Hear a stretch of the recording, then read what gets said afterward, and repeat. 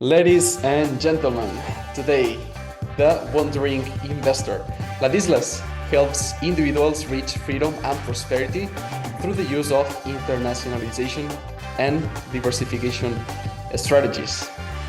He has an educational YouTube channel with 22,000 subscribers at the time of shooting, literally walks the walk. Like, he records the interviews in the places he talks about, in the places itself. So he talks about Kenya, he talks about Serbia, he talks about Mexico, Medellin. He literally travels to those places, interviews lawyers, all kind of professionals, experts there. And we met in Rio. And something that I liked about Ladislas is that in 2 minutes that we were sitting at the table, he was already making friends with people next to us. So it's definitely a pleasure to have him today in the show. You're going to learn a lot. And for the interaction that we had already previously, it's going to be very, very fun. A pleasure to have you here. Ladislas, welcome to the show. Bill, the pleasure is mine, Miquel. So, where are you connecting from today? Near Paris. Yes, Europe. Fantastic. So, first of all, what are 3 accomplishments that you are most proud of? A lot of people like to create philosophy around these points and think hard about their biggest failures, their biggest accomplishments, etc. I just I'm more relaxed. I just kind of live my life. So in general terms, I'd say the accomplishments would be 1, my family, and then 2, the level of freedom that I've managed to achieve for myself and my family. I think these would be the 2 things that matter to me. Any third point would just be cosmetic or just a bit of like flattery, to be honest with you. What does family bring to you in your life that it's something you value so much? Puts Purpose. everything else in the other lower Purpose. Stages. Purpose. It's at the end of the day, it's the only thing that will mean something after I die. Making money, blah blah, all of that's fun and well, but once you die, it doesn't really mean much. What matters is what you left in the world. So this I'd say is my greatest accomplishment. Is it something you think about often, about your death? Sure. And legacy? Yeah, I mean, I'm not scared of death. I'm not worried about death. Actually, I think that compared to most people, I'm okay with death. Because a lot of people they're so self-absorbed, especially in kind of this space of like internationalization and all that. People have they try to build a lot of status.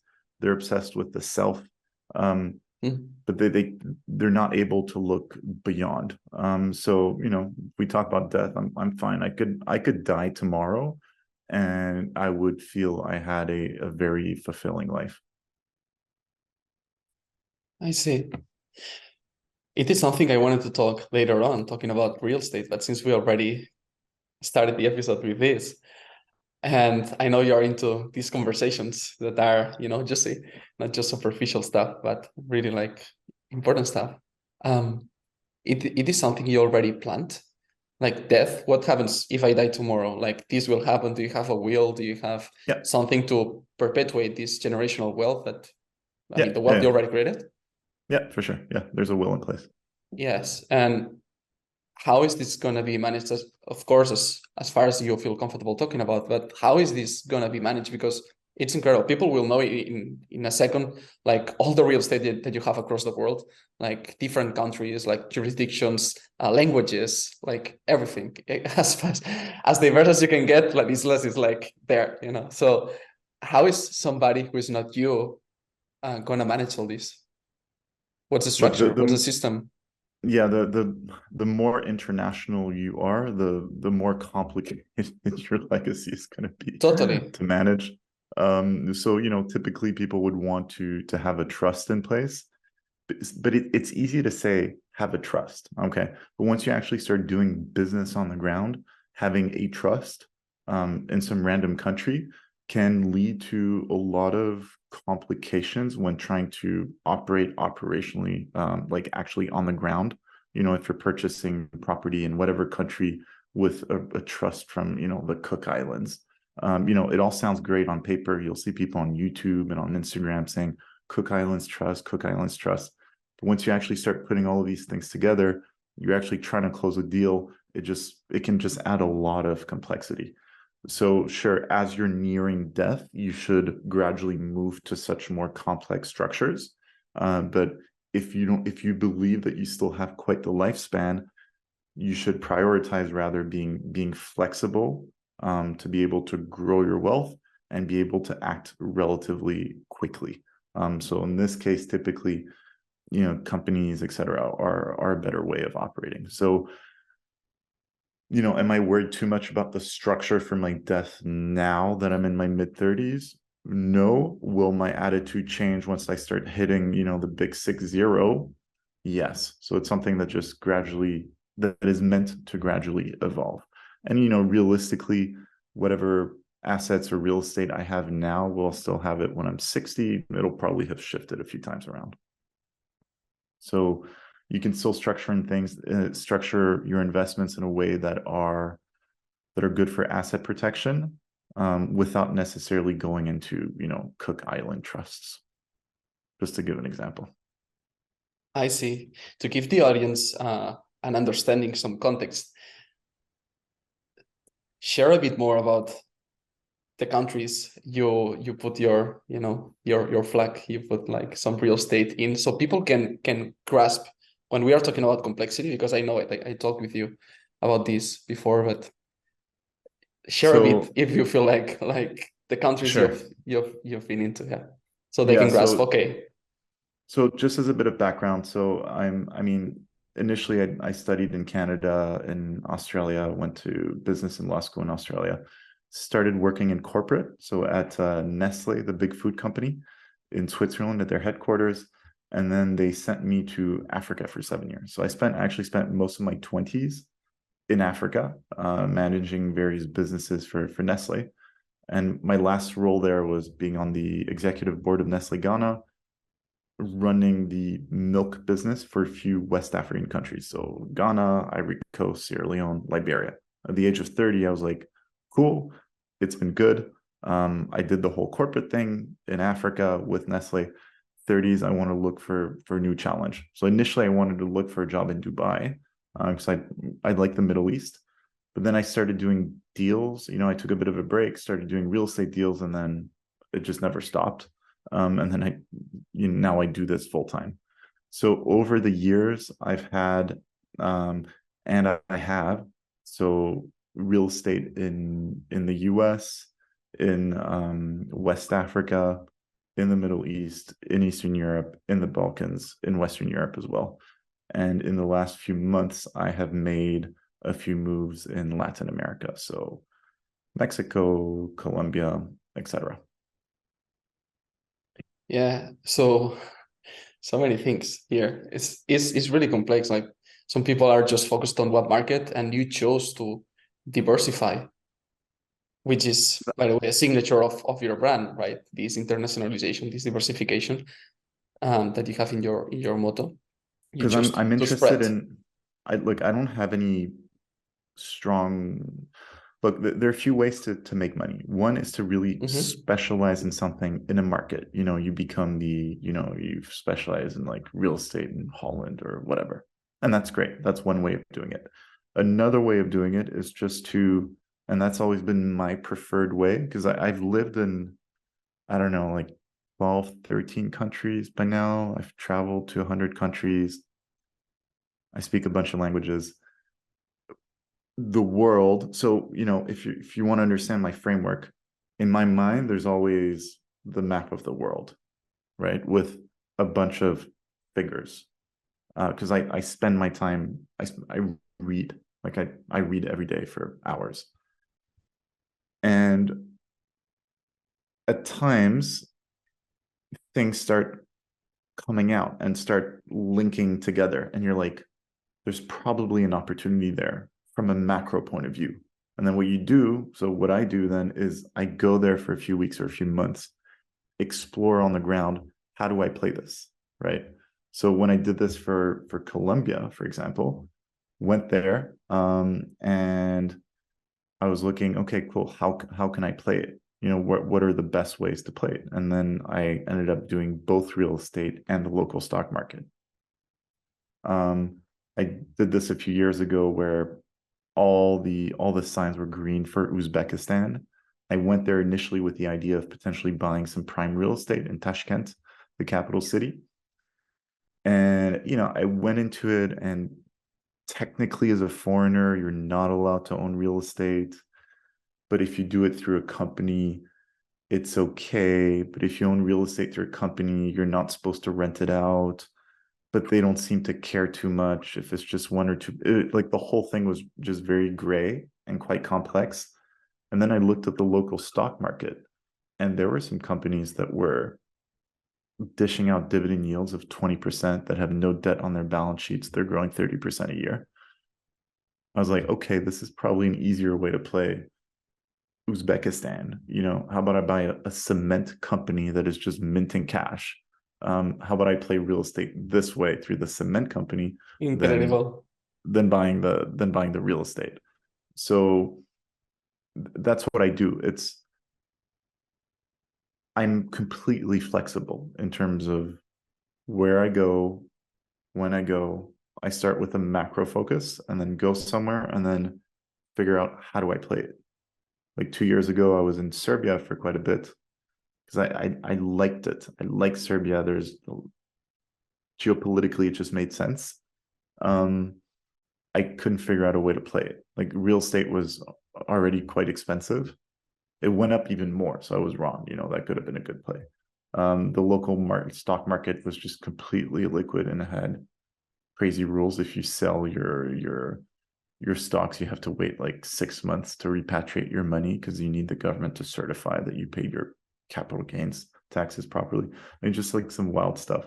So I didn't find a way to play Serbia. You know, I like the macro story, but there was no real way apart from, I guess, starting a business or something, which I wasn't particularly keen on to play Serbia. So you never really know. So, you know, you go to these countries and you see, and it's typically countries that don't have as much.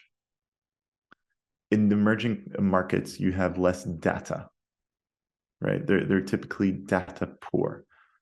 So it's not like the US where you just go on Zillow and there's like the MLS and like, you know, there's AI doing all the analysis. Like literally you could say, you know, what house should I buy in like whatever city, and like an algo would say these are the best metrics. It's like we're gradually reaching this stage in the US. Like in these other markets, there's very little data. Not like most things online are completely unreliable. You need to be there and to spend time to see what's actually happening. Well, totally. I wonder when I listen to you, and probably the audience is asking the same. First of all, how do you find out? There are 196 jurisdictions, right? How Ladislas finds out about Uzbekistan, you know, and a cement company and the stock market, and like how in the world you end up there, you know, or how what you say you Reading, read a lot. Yeah, I read a exactly. lot, That's what I thought. But what's the source of information? Like a bit of everything. how do you separate, oh, this is good source of information, this might not be? Most source of information is crap. We're honest with each other because Yeah, everything's yeah. become so political. Mm-hmm. So people just need to read from very different sources, right? If people are just going to be reading like the BBC and like, you know, whatever mainstream news, they're very misinformed, like extremely misinformed. So it's absolutely non-negotiable if you want to go into kind of the macro space and not just specialize in your market. In this case, it doesn't matter as much. But if you're trying to like really understand trends, and what's actually happening in the world, you need to be reading different sources of information. So this means, yes, reading Western mainstream news, or, you know, also reading, like I've been reading The Economist since the age of 13 every week, from like the cover till the end. You know, so every week it's like 3 hours or so that I spend reading The Economist. And then you want to read as well other sources of information from other perspectives. So read Russian news, read perspectives from the Middle East, such as Al Jazeera in Qatar or Press TV in Iran. Even go read some like radical left-wing stuff from the Venezuelan government. Like everything brings a certain perspective. Just understand that anything you're reading has an agenda, right? And also go read these crazy websites with like conspiracy stuff. And it's not to say that like the conspiracy theories are right. The point is, because anything you read in mainstream news, these guys will like come up with like something that it's a conspiracy. Fine. But what it trains you to do is to always be very critical of everything, right? So obviously don't go spend half your time on conspiracy websites, because you also have a very distorted view of life. But do allocate, a bit of time every week, just browsing these sometimes pretty crazy articles. But there are some very interesting nuggets there. And they help you to think critically. And when some of these things are right, you're generally way ahead of the curve. So read, and go everywhere. You do not, like, people, especially now, people are just so offended when they read something that they don't agree with, or hear something that they don't agree with. It's okay. Like, I don't mind reading stuff that I completely disagree with, because there's always something to learn from the other side. Totally, especially in an era where we have social media feeding us more of what we like to read, to And even spend time that, on. It's like we get more polarized every time, right? exactly. And again, there's an agenda behind these. There's a political agenda behind these algorithms. Yeah. Similar to Bitcoin. They want to have liquidity in the market, and boom, there's a lot of posts about bull run, and then this, and then agenda with as well other illnesses or pandemics going on, etc. Totally true. I acknowledge something that is about what you do. For example, I've been to different countries, and it takes time to meet the right people, the right contacts that provide you with the right information or with some insights that you can't even find on the internet, because it's people who've been in, let's say, the Mexican government for 20 years, and they have access to insider information or things that you cannot find mainstream. Something I acknowledge and I admire is, well, you've done that dozens of times. Like, you've literally went to a country you've never been before, start creating the roots, the network. Like, what's your strategy to, or what do you do? What's your thought process of, okay, I land in Uzbekistan, or I land in Serbia, or I land in Mexico for the first time in my life. How do you make it to, okay, let's make the most of my time here to start getting this real juice, boots on the ground? I knock at doors. I go talk to people. That's it. I'm cold calling. Okay. Like, So what smart people are type of generally people? Yeah. lawyers, real estate agents, brokers, Mhm. people who work on, like, for the stock market, brokerages, etc. Just Mhm. call them and make them talk, say, hey, I'm interested, see what they have to say, and talk to many, because most people talk crap. So just talk to many. And then there's this whole thing of, like, you see on Twitter and all that, people are just obsessed with, like, the network and, like, blah blah blah blah. Sure, it's important, but people also need to just chill out, because when you meet some of these people that are just, like, obsessed with, like, networking and blah blah blah blah, it's just too much, right? It's just too much. You're not able to have a personal connection with someone who's just, like, constantly networking with everyone, and who just views himself as a networker and all of that. Just, people need to be a bit more chilled, especially in emerging markets. This whole, because you see all these, like, Europeans and Americans, they just, like, arrive and they're like, like, network and this and that. That's not how things work in, like, Colombia or in Paraguay. Like, sure, you got to network, but you got to be a bit more chilled. and spend a bit more quality time with people. And I feel like a lot of Westerners just fail to understand this. Things take time in emerging markets, and no, you don't need to be like a networking machine. um it's not because you talk to someone for like 10 minutes and you exchange business cards or whatever that like that's your network. It's absolutely not your network. It takes more to develop relationships in these countries, more personal face-to-face time. So I don't try to be obsessed with any of this. I just go, I talk to people, and then I just go with the flow. And sometimes the flow just doesn't work. Sometimes you go to places and you just don't end up meeting the right people. And, okay, that's it. And sometimes the flow takes you to very interesting places. Yeah. And since you are dealing with investments, it's not just, oh, I'm gonna go there and spend some fun time and leave. You're actually putting part of your net worth, part of the money that also wealth affects your family, as you mentioned, the future, the legacy, right? Generationally. So it is something that you must have developed, like this sense of this I can trust, this I cannot trust, probably a sense of gut feeling of Yeah. instantly like, the beep, beep, beep, the bullshit, like tit, tit, tit, tit, tit, tit, Yeah. alarm.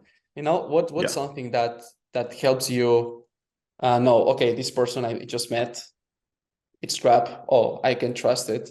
Is there Yeah. something that you've developed over years that Yeah, the you'd like to bullshit alarm share? is, yeah, my bullshit alarm has become relatively good. I mean, there's still people that are just fantastic bullshitters, and you only figure it out after the fact at your own expense. But generally, and especially in these countries, I mean, you spend time in Brazil and in Paraguay, and like there's some really good bullshitters out there, really, really competent bullshitters. Um, and people from especially North Americans often fail to see it, because they come, or Northern Europeans as well, because they come more from like high trust cultures where there just aren't as many people that bullshit. So they're likelier to get played. But yeah, when you look, I'd say most of my life in emerging markets. So look, there's usually a target on your back.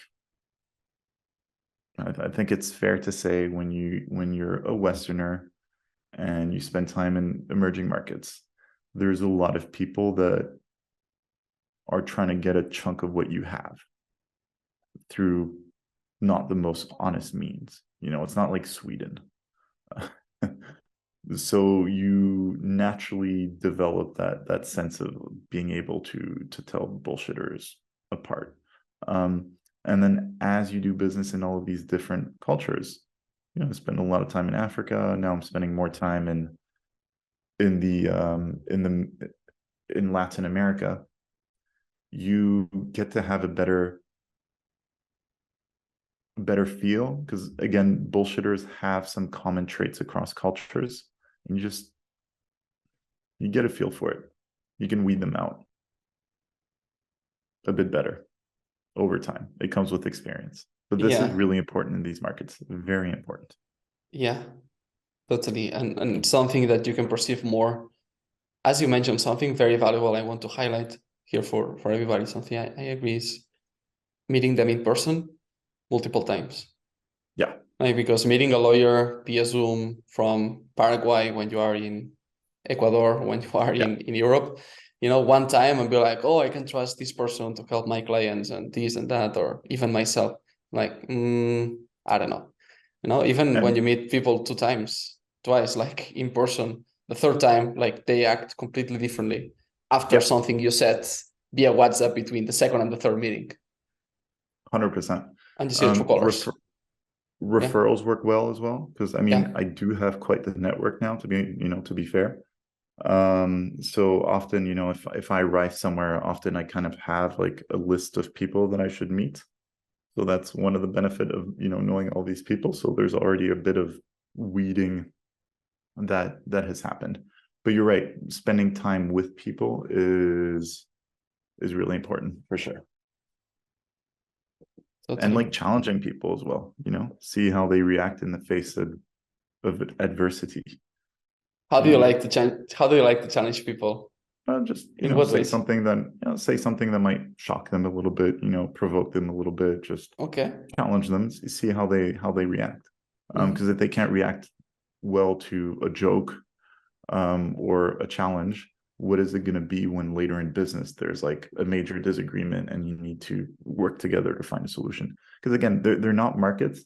Again, it's not America, it's not Norway, where there's a disagreement, it's like immediately you go to court.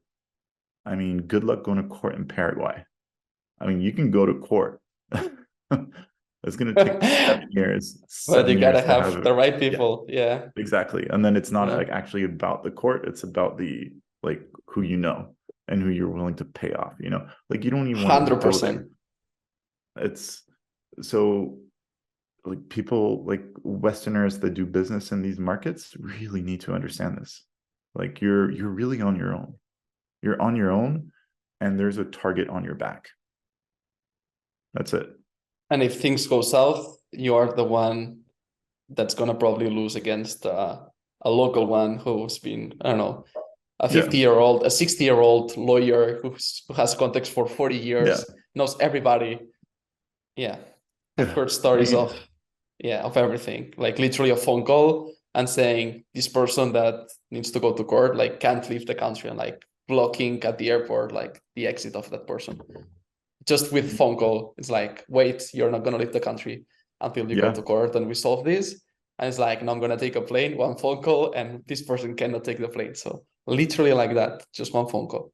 And Yeah. the whole country, like legally, of course, you can just take the car or whatever, like try to escape, but it's incredible, like what they can do with the right context. Mhm. Mhm. Yeah. Yeah, and like I mean, like recently I have some property in Ivory Coast in West Africa, and I had a property manager, a Frenchman. He was fine, he was doing a good job, and then got a divorce, went back to France, and then I had his Ivorian wife that like stepped in. I was like a little worried. Yeah, I was right to be worried, but I wasn't there. Gave her a chance. She ran away with the money.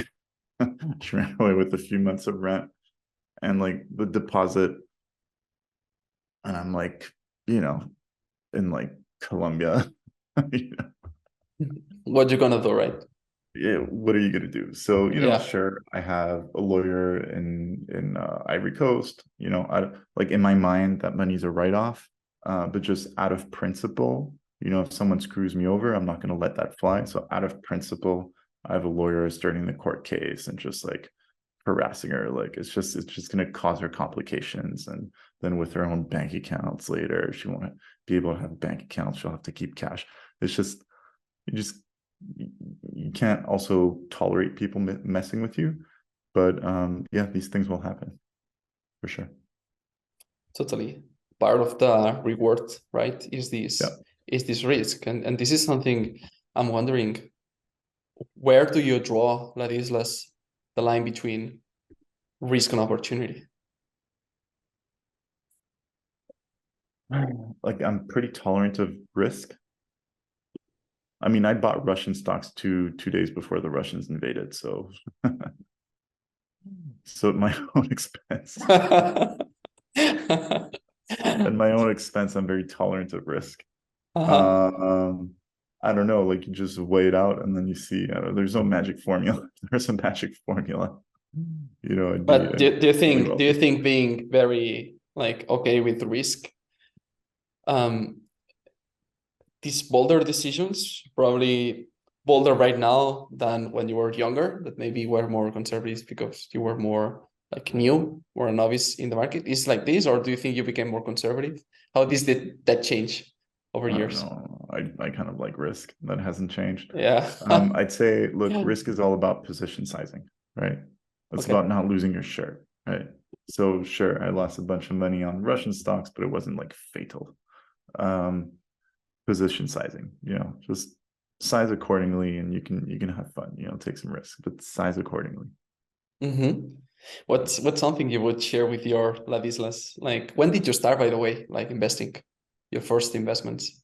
My first investment was with when I started making money working in corporate, and first major investment was a house in Texas, in Austin.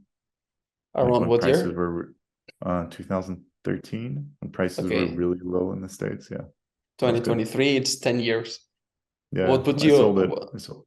uh-huh. Yeah, What I would you sold it. tell your younger Ladislas about investing if you could have a conversation now that it's been a decade? That's a good one. What would I tell my younger self?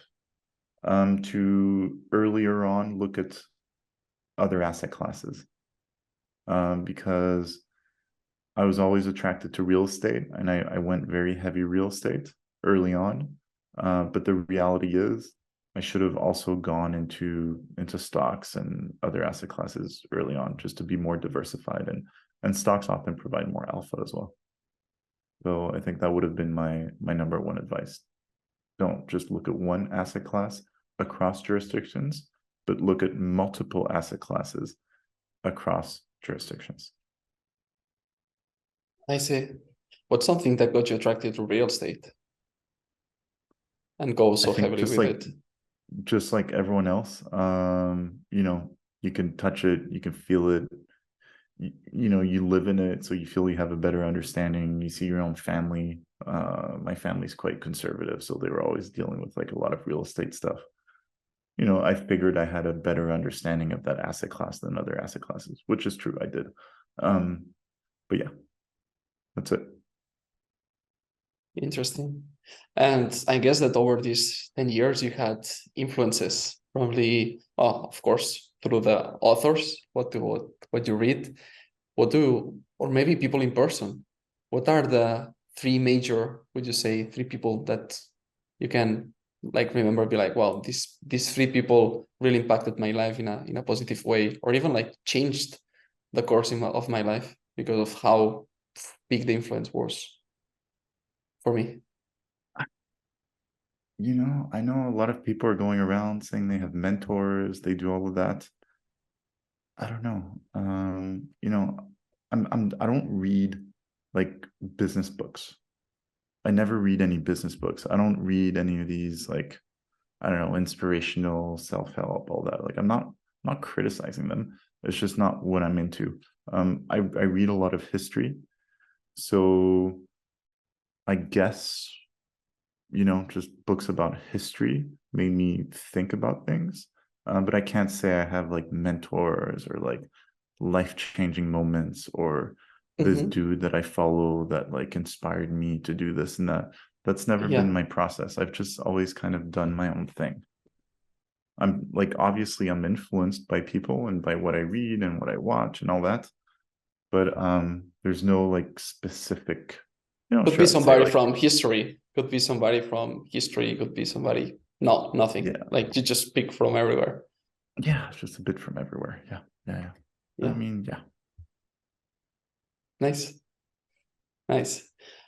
Um, I mean, I'll read a book about uh-huh. the like Russian Civil War, when they were trying to fight off the Bolsheviks, about like some general, and I'll read about the Hmm. guy, and that's great. And then I'll read about the Second World War, and then I'll read about, the Cold War, Hmm. or the Roman times, and Hmm. there's no Yeah, one single person. yeah, yeah. Perfect.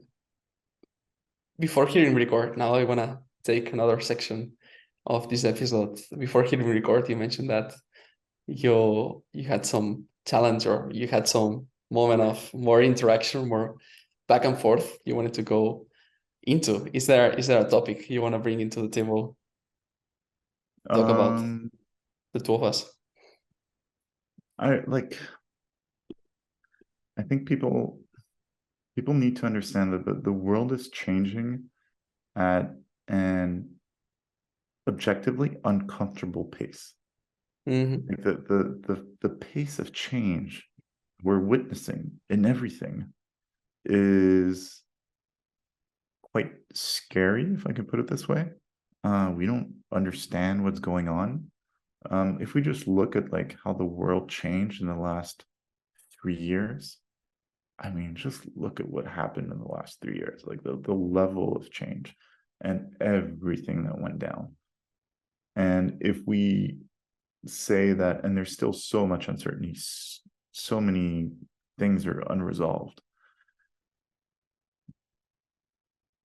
If we run with the assumption, that we might see just as much change in the next 3 years and then the next 3 years, etc., we won't be able to recognize our own world right now as it is. But I think the biggest piece of advice that I would have for people is to stay extremely flexible. Extremely flexible, to not get caught up in narratives. So it's very easy to get caught up in narratives. And narratives are there to provide people with a false sense of comfort. Right? So question everything that you're being told. Everything. And run the assumption that your life in 5 years' time will be very different from what it is now, and you'll have to continue adapting. You mentioned comfort and also security. It's a narrative of, oh, I can feel safe because I know what's happening. Well, you know what they are showing in front of you, but you don't really know what's happening behind. So We it's don't like, know oh yeah, anything. I can plan accordingly against what's happening, or I can protect about this. Or it's like, yeah, but you can't protect. When you want to protect what's really happening, it's too late already.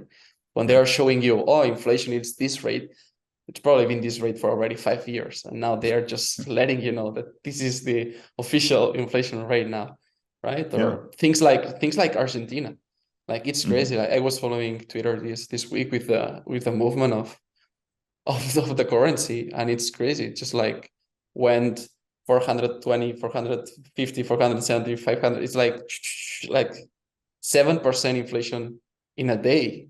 just a change in a day. It's like crazy. But this has been cooking in the background for some time, for now Yeah. to be so like I rocket. mean, and it's not like it's anything new for Argentines. I mean, this is what happens to them every 10 years. Mhm. So, no one's surprised, let's put it this way. But yeah, I mean, Mhm. this could happen in other markets that are not expecting it for sure. Mhm. And look, yeah, to your point, we don't know anything.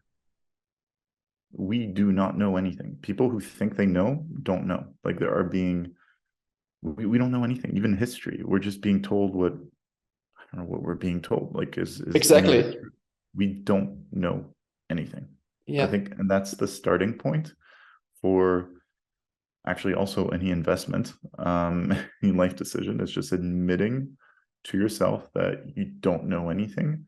You're just using whatever data points you think you have to try to make the most sensible decision possible.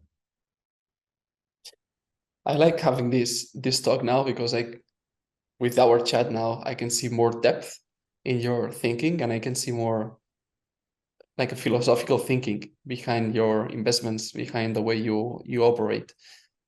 Some of the things And that you mentioned, it reminds me of books like Letting Go, which is like releasing what you mentioned before, like read things that are not what you like to read or what feeds your thoughts and or your beliefs, right? Talk to many people. So let go of your ego, which tries to protect you and be like, no, just read things that fulfill your desires and what you want to think. Or now when you say don't trust anybody, we don't know anything. It's like this feeling of letting go and being flexible. yeah, So I can see a lot of philosophy behind it's your also, thinking, and also the values you mentioned. The first 10 seconds of this podcast, 1 minute of the podcast, be like two things I value in life, which is like the family, the purpose that family gives me. The rest, wealth and other stuff, it's just like secondary.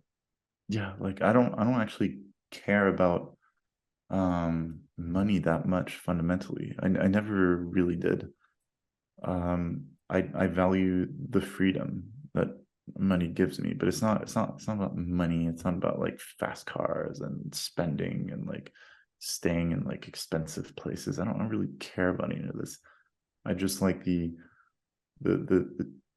true level of freedom where I'm able to live the way I want to live, um philosophically, politically, religiously, together Mm-hmm. with my family.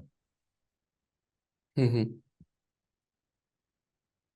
Do you expect to share more of this in your YouTube channel? Because your YouTube, I see your Twitter, like when I check the feed, what you post, it's more of news, what's going on. What do you see? For example, I'm in Paris and I'm filming an helicopter that it's, flying on the ocean, over the ocean, and you share what you see. Similar to Rumble, you wanted to upload a video on Rumble when you're in France, and it's like, oh, Rumble is not available in Yeah. this country, right? So I can see you being like really like updating people on how you see the world through your lens via Twitter. On YouTube, I see you more on the investments, talking to lawyers, talking to accountants, etc., etc. But never saw this part of Ladislas, the more philosophical one, the more, the one that we are talking now. I can see like this depth, and I really like it, this essentialism of your values, right? Is it Yeah, I something mean, you're willing to explore in the future? Like, how do you see your YouTube channel? I want to know more about how do you see it, because it's obviously a platform that opens opportunities.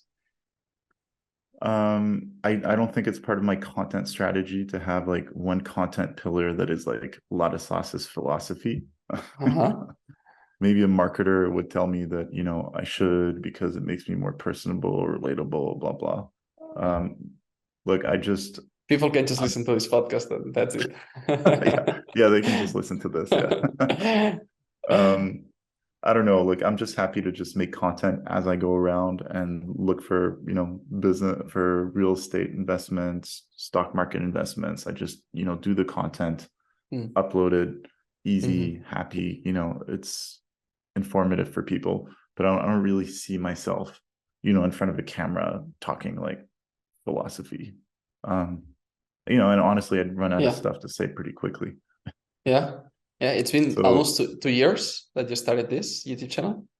yeah, the YouTube channel, yeah, roughly 2 years, yeah, something like Yeah, that, yeah. I check your oldest video and it was uploaded Cool. 2 years Thank ago, you. like scrolling, and it's like, wow, 2 years. And I'm wondering what's an opportunity that might have come up because of the YouTube channel. Is there anything that happened to be like, wow, thanks to the YouTube channel, I was able to do this, to do that, or to meet somebody that you Yeah. really liked? What opportunity came up through the YouTube channel? Well, I mean, it's good You want for to share? Mm-hmm. lead generation, awareness, and then also when I go around and I try to meet some people, um, being able to say, hey, I've got this YouTube channel, as opposed to just a blog. Because when you see a random blog, you don't know how, like, my blog, I've got quite a lot of people on my mailing list, but like, you don't know this when you read it, when you see it. But the YouTube channel, kind of same thing with like Instagram, you're able to demonstrate that you have quite a few people following you. So this for sure opens doors for business. Look, to be fair, I get better treatment and service with service providers than most people. You know, if real estate agents, typically when I speak to real estate agents initially, I don't even talk about my YouTube channel. I just, talk to them through my, because I want to test them, right? So I talk to them through my like private number. But then if they figure it out, then like, sure, I get like much better service than the average person gets. So from that point of view, it's useful. But yeah, I mean, that's it. It's just a business tool like any other. And YouTube's great now. Maybe in like 7 years, no one will be on YouTube, and the number of subscribers like I have there won't mean anything. I'll have put all this work for nothing. It's like gonna Yeah. have like a big MySpace. Yeah, Like I don't exactly. I know. was gonna say that. If you have 1 million followers in MySpace, be like, Yeah, great. Well done, congratulations. bro. Good, Yeah. bro. So I don't know. I'm not trying to like overthink it. I'm just doing what I like doing.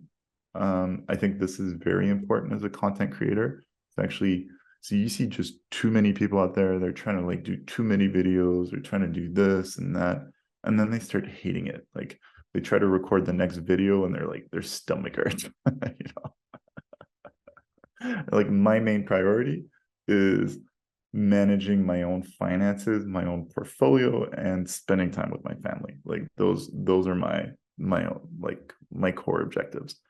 Then the, you know, making videos is secondary. I need to make sure I enjoy it, because I don't want to do something that I hate in life, because that would just be atrocious. Yeah. Even if And it I, means the business doesn't grow as fast, it's fine. Yeah, It's fine because I'm enjoying it. You know, I don't want to have a fast growing business that I hate. Like totally. that's And not because that's you not are clear on helpful. your values. Yeah, that's not helpful. Yeah, Yeah. totally. Yeah. And actually, as somebody who can enroll as a client, they'd rather, be with somebody who is too busy to make videos because he's managing his 15 real estate portfolio, homes, properties around the world in 10 different countries, than somebody who is just recording videos on what he reads on the internet but Yeah. owns like one home. It's like, well, I'd rather go with the guy that Yeah. produces less videos, but he's like busy all the time reading. And what you shared with us and with the audience today, what are your habits, which is basically reading. Are there any other habits that you believe are pillar in your life right now? Yeah, habits. Yeah, so reading, time with the family, like, podcasts, church also is important. Sports, though I have to say, since I've been on this like traveling this much after I quit corporate, I haven't been able to work out as much as I'd like to. That's like one thing that I should prioritize that I haven't been doing, but ideally this would be one of them. I see. And we You're are good at that. I'm saying this because you seem to be very good at that. Like you keep the at discipline sport. when it comes to Oh like the yeah, food and the yeah, sports. yeah. I think it's something that I learned from my family early on. Yeah, Like I started nice, with sports pretty heavily with 4 years old. I nice. studied nutrition at university, so maybe these things shaped a little bit my life Yeah. in that sense. But yeah.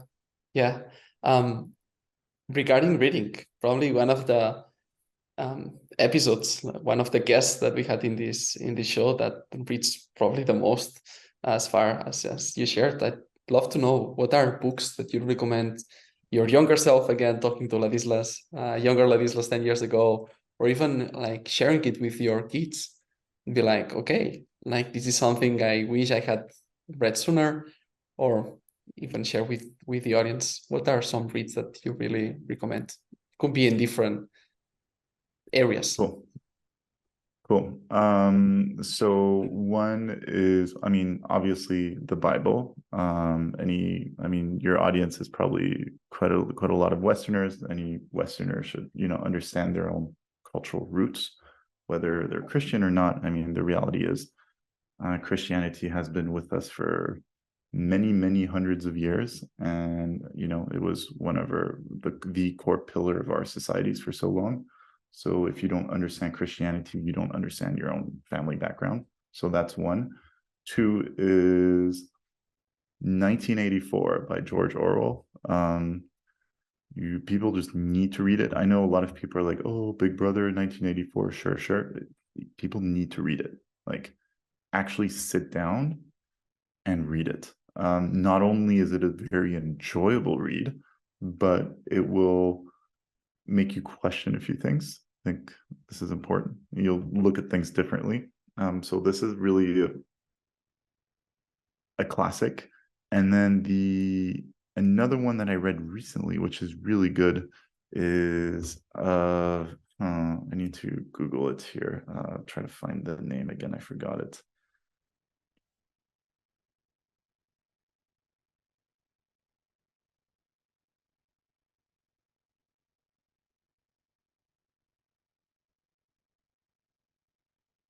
It's called Go. Always with Honor The Memoirs of General Wrangel. So he was the head of the White Russian army during the Russian Civil War, who was fighting against the Bolsheviks. And there are so many lessons in terms of sacrifice, in terms of persistence, sacrifice and persistence. I think it was a beautiful, beautiful book. Yeah. Persistence, it seems like it's a word that resonates with you and something you had to, take many spoons, in your life, like persistence, because might be, at some points tiring, or maybe just go like, wow, I'm doing a lot. Is that something that happened? You reached some point, you needed to, question yourself, should I pursue more, or is it something you enjoy so much that you're like, you're never tired, you're always energized doing what you do? I mean, that's also why Being a I'm pacing wandering myself. investor. Yeah. That's also why I'm pacing myself. That's also why you're not going to see like a video every day, because slowly but surely that's how I prefer to operate. Again, I want to enjoy the journey. We're here on Earth only once. I want to enjoy my life. And how did you get out of a pitfall when you felt like you were burned out, or when you felt like it was too much? How did you get Yeah, out of there? I mean, I left. I mean, it's one of the Did it reasons happen? yeah, I mean, when I was working in corporate, it's one of the reasons that I was like ready for a change. Like, the career was going great, etc. I was working 60, 70 hours a week when I was working in Ghana. I was on the board there. I can't say I'm a fan of working 60, 70 hours a week. Even if the job was very well paid and, I had like great prospects for like, the next promotion and all of this, all of that. I just don't enjoy working 60 to 70 hours a week, waking up early in the morning, going to work, coming back late at night, not getting enough sleep, and just being constantly tired because you can never fully recharge. Like this is just, for a few years to make that money, to be able to get that freedom, that was kind of the price to pay. But yeah, no, that's unacceptable. So, I had to make a move. I see. And well, you made the move. What a move, Yeah, right? yeah. Many moves, I would say, many planes, many moves. Totally. We're getting to the end of this interview. I'd like to know about maybe something you didn't share, but how living, you said 7 years in Africa, Mhm. shaped your life, especially in your 20s. Um, I don't I just love freedom. Like the freedom one has in Africa is unparalleled Yeah. in some of these countries. And again, I'm saying this from a position of privilege because I could afford the freedom. But just this, you can do anything. You're completely free. You just, it was great. Like there's no, I didn't have to deal with, I don't know, like stuff like just regulations and like you just do, just live, just do. That's it. I don't know how to explain it. Just you just I live. understand. I kind of I mean, kind of felt the like in same Paraguay. in yeah, exactly, Latin America. Yeah, That's what I was gonna say. The land of the yeah, free. You feel much freer yeah, than in Germany, or that in Spain, or when I yeah, was, I don't know, traveling Europe, the yeah. UK, like things like that. Yeah. Or even Paraguay's great. the US. Yeah. I love Paraguay. Like I understand why you spend a lot of time in Paraguay. I Yeah. liked it a lot. Like, sure, it doesn't have all the like the fancy stuff, but you feel free in Paraguay. Um, You and you do. get that a lot of that freedom in many African countries. And again, freedom, like this level of freedom comes with downsides. Um, it comes with more uncertainty. It comes with more risk. it also means that the bad people have more freedom, not just you. But I am fine with this. I'm completely fine with this. And I know it's not for everyone. Most people say they want freedom, but in fact, they don't. They just want security and they want, the government to provide for them. Whatever it is, even if it's like healthcare or, schools or safety, etc. I don't care about any of these things. I just want to be free. I want to be myself, and I'm fine that the criminals have their own freedom. It's fine. I'll take this as a risk. Yeah. What do you think is the reason that expats, global citizens, travelers, they go to Southeast Asia, they go to Latin America, but it seems like Africa's there, or there's not that much content. There's not that much compared to, other popular hotspots. I mean, the infrastructure is pretty bad, to be fair. In a lot of countries, it's actually surprisingly expensive. I mean, traveling around Africa is expensive. Like nothing's cheap. Like food's expensive, restaurants are expensive, like flights are super expensive. And a lot of these countries, you need visas, and getting a visa is a nightmare, and this and that. They're not easy places for sure. So I think that's one, like the practical aspect of it is kind of tough. And I think then there's probably a bit of bias as well. People think that Africa is super dangerous. It's less dangerous than Latin America for sure. When I was traveling in like Ghana and like Benin and Togo and like Ivory Coast and all that, sure, they're not the safest places, but they're certainly safer than being in Ipanema and Rio. So the people don't think that. They just watch a few movies on Africa, and the only movies on Africa are like movies of like genocide and like diamond traders and this and that, and they just have this like false sense of what Africa really is. And again, Africa is just so different. Southern Africa, Eastern Africa, Central Africa, and West Africa have like very little in common. Like, if you're in Ghana or you're in Mozambique, it's just as different as being in like Finland and Portugal. And for someone who hasn't been to Africa yet, where are 2, 3, 4 places that you'd recommend for them to start this continent? Cool. Look, if you want Africa light, as in like easy, affordable infrastructure, the whole deal, you go to South Africa.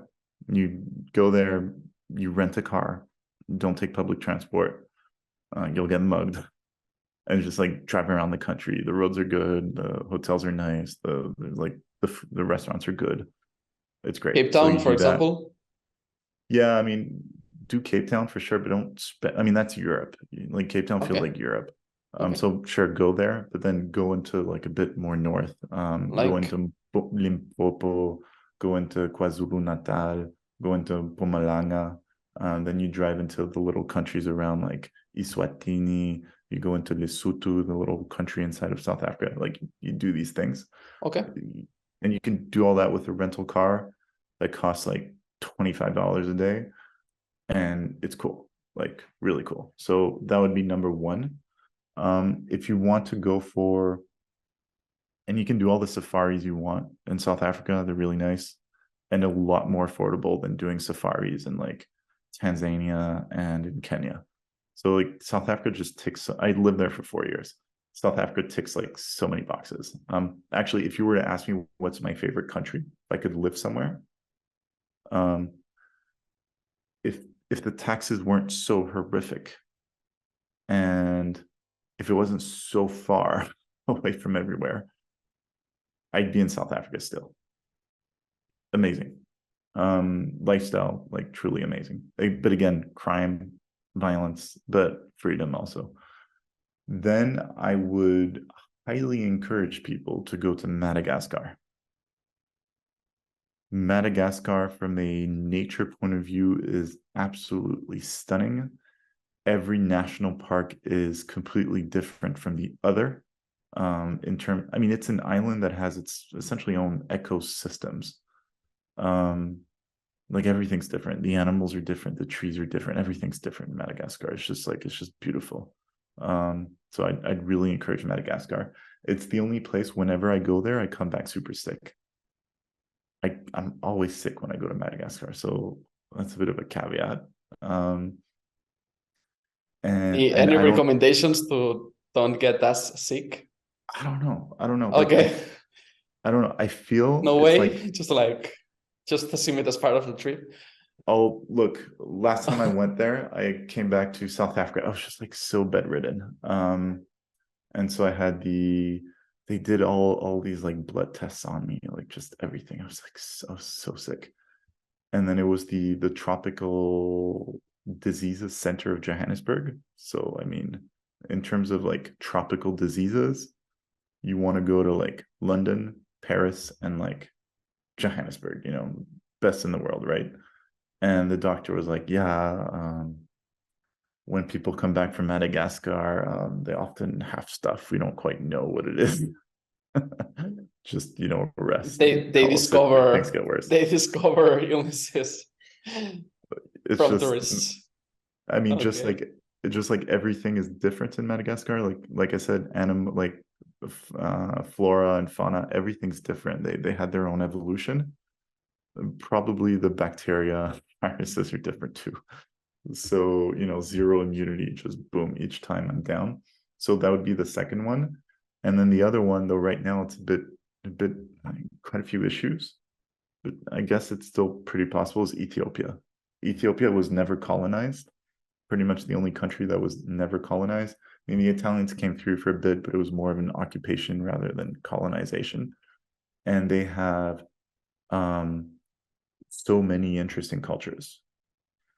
I mean, they have Islam, they have Judaism, they have like one of the oldest Orthodox churches historically that's there. Like they practice the same Orthodox Christianity as they have like over 1,000 years ago. It hasn't changed.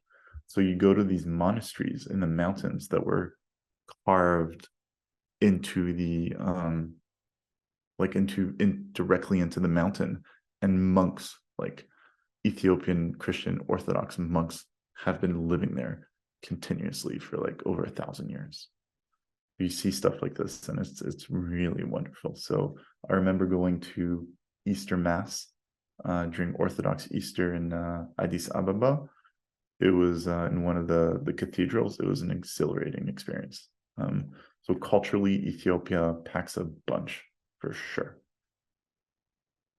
Wow, beautiful. Now we have three destinations Yeah, to go, and expecting to get sick in one of them, yeah. but all good, all Yeah. good. You enjoy the wildlife, like the animals and everything in Madagascar.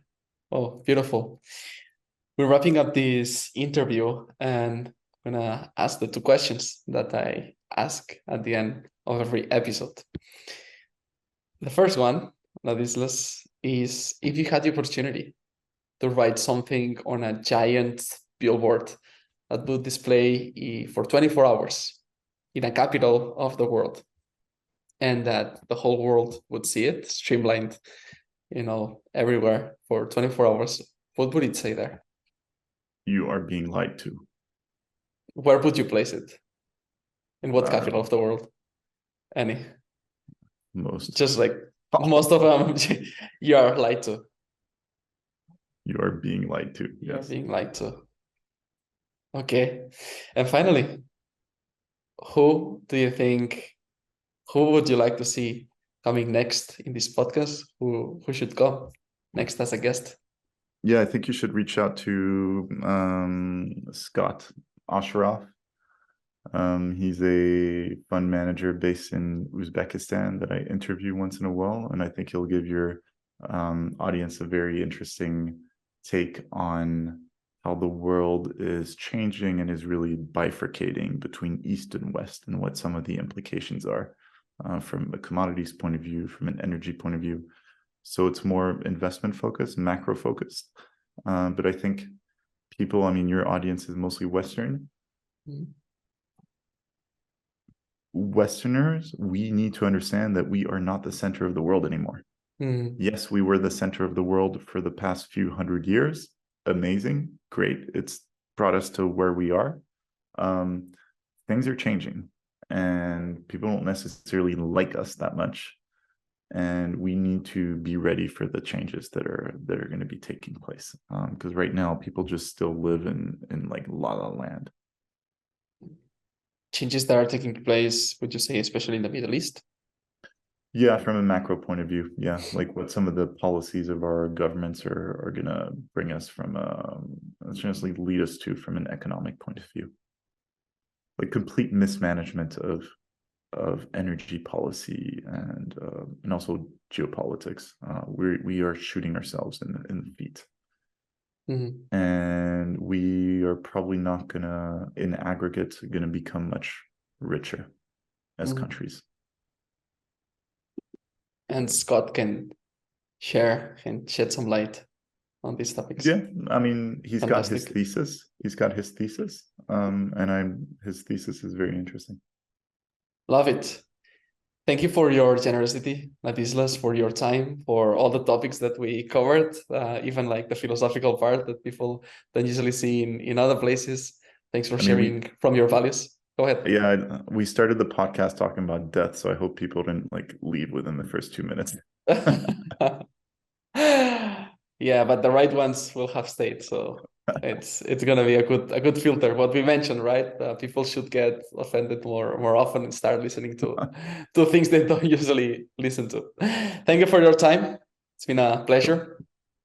And ladies and gentlemen, thanks for staying tuned. You're gonna find Ladislas. Where they can find you? Well, I'm gonna put all your links here below, but any place in particular they can find you?